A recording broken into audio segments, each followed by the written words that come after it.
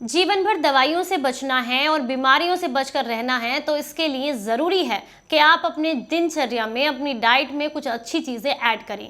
आज हम आपके साथ शेयर कर रहे हैं ऐसी 5 चीज़ें जिन्हें आपने अपने आटे में मिलाकर इस्तेमाल करना है। यकीन मानिए, कभी बुढ़ापा नहीं आएगा। बुढ़ापा आता है हमेशा शरीर कमज़ोर होने की वजह से, जोड़ों के दर्द की वजह से, स्किन खराब होने की वजह से, और ये सारी समस्याएं आपको बिल्कुल नहीं होंगी अगर आप अपने आटे में ये 5 चीज़ें ऐड कर देते हैं।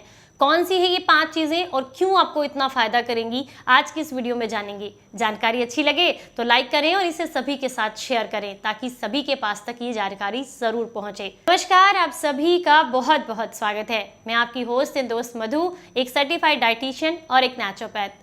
आज आपके साथ शेयर कर रही हूँ ऐसी 5 चीजें जो कि आपके शरीर को बहुत मजबूत करेंगी, आपके इम्यून सिस्टम को स्ट्रॉन्ग बनाएंगी और आपको जोड़ों के दर्द से भी बचा करके रखेंगी। चलिए जानते हैं कि आपने कौन कौन सी चीज़ों का इस्तेमाल करना है अपने आटे में।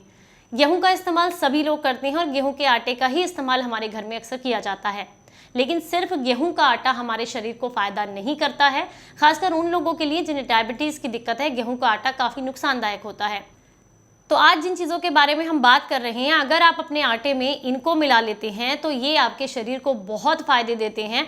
साथ ही साथ ये आपके जोड़ों के दर्द, खून की कमी, इन सारी समस्याओं में भी आपको काफ़ी लाभ देते हैं। तो सबसे पहली जो चीज़ आपने गेहूं के आटे के साथ मिक्स करनी है, रेशियो मैं बता देती हूँ। मान लीजिए आपने 10 किलो गेहूँ ली है, तो इसके अंदर आप डालेंगे यहाँ पर 2 किलो चना।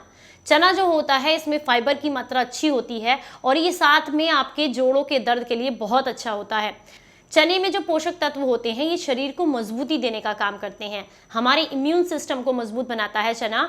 अगर आप बहुत लंबे समय से जोड़ों के दर्द की समस्या से परेशान हैं या शरीर में कैल्शियम की या प्रोटीन की कमी है, तो उसके लिए आपको चने को अपनी डाइट में ज़रूर शामिल करना चाहिए।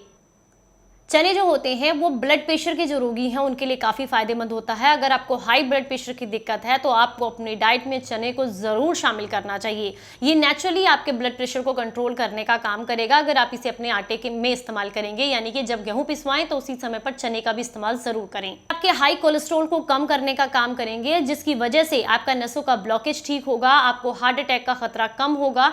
यानी कि अगर आपकी आर्टरीज ब्लॉक नहीं होंगी तो हार्ट अटैक की दिक्कत भी आपको नहीं होगी। और आर्टरीज ब्लॉक होती है हमेशा कोलेस्ट्रॉल बढ़ने की वजह से, तो ये आपके कोलेस्ट्रॉल को कम करने का काम करता है। अगर आपके शरीर में थकावट बहुत रहती है, एनर्जी कम रहती है, आपको सुस्ती बहुत आती है, तो ऐसे में भी आपको चने का इस्तेमाल ज़रूर करना चाहिए। क्योंकि कई बार गेहूं की रोटी खाने से सिर्फ सुस्ती और आलस बढ़ता है, लेकिन उसी के साथ अगर आप चना ऐड कर देती हैं तो ये आपकी सुस्ती को कम करता है और शरीर को मजबूती देने का काम भी करता है। तो यहाँ पर 10 किलो गेहूं के साथ 2 किलो आपने चने का इस्तेमाल करना है। अगली जो चीज़ आपने इस्तेमाल करनी है वो है बाजरा। बाजरा जो होता है वो एक ऐसा मिलेट्स है जो कि आपके शरीर के लिए बेहद फ़ायदेमंद है, जिसमें फाइबर की मात्रा बहुत ज़्यादा होती है और ये आपकी आंतों की सफाई करने, आंतों को मजबूती देने का काम करता है। अगर आप इसका इस्तेमाल करते हैं तो आपकी हड्डियां मजबूत होती हैं, बाल झड़ने रुक जाते हैं, शरीर में खून अगर नहीं बनता है तो खून बनने लगता है, हाई कोलेस्ट्रॉल की प्रॉब्लम दूर होती है, हार्ट आपका अच्छा रहता है अगर आप बाजरे का सेवन करते हैं। इसके अलावा अगर आप बहुत लंबे समय से आंखों की कमज़ोर रोशनी से परेशान हैं तो ऐसे में बाजरे को अपनी डाइट में शामिल करना आपके लिए काफ़ी फायदेमंद रहता है। किडनी और लीवर में किसी तरह का इन्फेक्शन है तो बाजरे के आटे का इस्तेमाल अगर आप करते हैं तो ये आपको काफ़ी लाभ देता है। तो यहाँ पर 1 किलो आपने बाजरे का इस्तेमाल करना है। अगली जो चीज़ आपने लेनी है वो है मक्का। आपके हाई ब्लड प्रेशर के लिए बहुत अच्छी होती है, वजन को नियंत्रित करने का काम करती है। अगर आप मक्का को अपनी डाइट में शामिल करते हैं तो इससे आपका वजन नियंत्रित रहता है, मोटापा नहीं आता है शरीर में, खाना आसानी से पच जाता है। ये आपके हाई कोलेस्ट्रॉल को कम करती है, हार्ट हेल्थ के लिए बहुत अच्छी होती है और नसों का ब्लॉकेज खोलने का काम भी करती है। पर आपने 1 किलो मक्का का इस्तेमाल करना है। ये सारी चीज़ें जो भी मैं आपको बता रही हूँ, इनमें से अगर कोई चीज़ आपको पसंद नहीं है या आपके पास अवेलेबल नहीं है तो आप उसको स्किप भी कर सकते हैं। ये जो चीज़ आपने इस्तेमाल करनी है वो है जौ। यहाँ 1 किलो जौ का आपने इस्तेमाल करना है। जो उन लोगों के लिए काफ़ी फायदेमंद होता है जिन्हें डायबिटीज़ की दिक्कत है, या फिर अगर आपको बहुत लंबे समय से ज़िद्दी मोटापा है, या फिर शरीर में दर्द बहुत रहता है, अगर आप कैंसर से बचना चाहते हैं, डायबिटीज़ से बचना चाहते हैं, तो इसके लिए आपको ज़रूर जौ अपनी डाइट में शामिल करना चाहिए। जो होता है ये हमारे शरीर में वैसे तो गर्मियों के मौसम में पानी की कमी को भी पूरा करता है अगर आप इसका इस्तेमाल करते हैं, डिहाइड्रेशन से आपको बचा करके रखता है। इसके अलावा अगर बहुत लंबे समय से दांतों की कमज़ोरी की वजह से परेशान हैं तो उसमें भी काफ़ी आपको लाभ देता है, क्योंकि इसमें कैल्शियम की मात्रा अच्छी होती है। जोड़ों के दर्द के लिए भी बेहद फ़ायदेमंद होता है। तो यहाँ पर जौ का इस्तेमाल भी आप ज़रूर करें। इसके अलावा जो अगली चीज़ आपने लेनी है वो है, यहाँ पर आपको चाहिए आधा किलो सोयाबीन।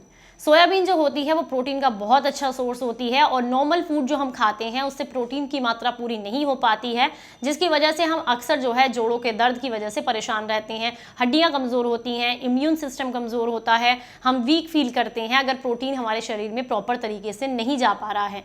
तो ज़रूरी है कि हम ऐसी चीज़ें अपनी डाइट में शामिल करें जिनमें प्रोटीन की मात्रा अच्छी हो। तो सोयाबीन उनमें से ही एक है जिसमें प्रोटीन की अच्छी मात्रा होती है। अगर आप इसको अपनी डाइट में शामिल करते हैं तो ये आपके शरीर को मजबूती देने का काम करती है।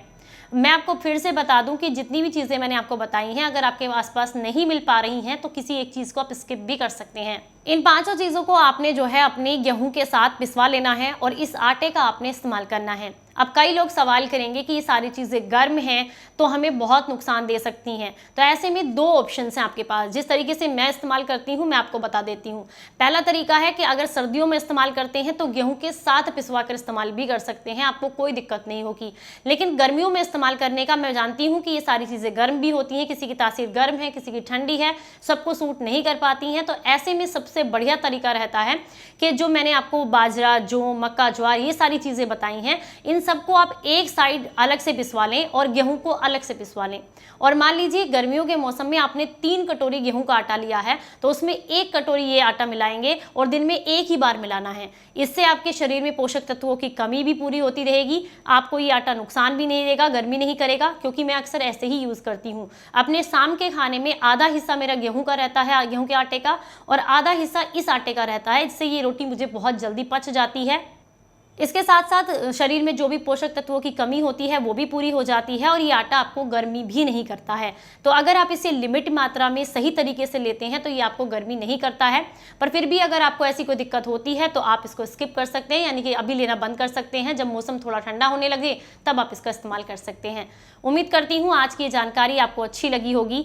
अगर आपको स्वस्थ रहना है तो अपने आटे में 5-6 तरीके के अनाजों को ज़रूर शामिल करें। सिर्फ गेहूं की रोटी ना खाएं, क्योंकि सिर्फ गेहूं की रोटी खाने से आपको सुस्ती और आलस आता है, कमजोरी आती है। वहीं पर अगर आप इस तरह के मिलेट्स का इस्तेमाल करते हैं तो ये आपको फ़ायदा करते हैं, क्योंकि इनमें फाइबर की मात्रा अच्छी होती है। ये आपको कब्जियत से, जोड़ों के दर्द से, हर तरीके से फ़ायदा देते हैं। तो उम्मीद करती हूँ आज की ये जानकारी आपको पसंद आई होगी। पसंद आई है तो लाइक करें और इसे सभी के साथ शेयर करें। चलिए फिर मिलेंगे किसी नई जानकारी के साथ। तब तक अपना ख्याल रखें, अपनों का ख्याल रखें और हंसते मुस्कुराते रहें। Stay healthy, stay happy. Bye bye. नमस्कार।